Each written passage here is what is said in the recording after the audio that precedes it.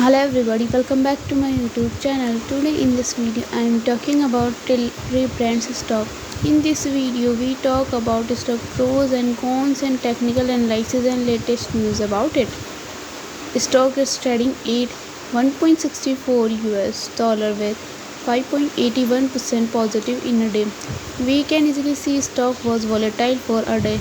The volume of stock was recently so high. The fundamental stock is much pretty better than other pain stock.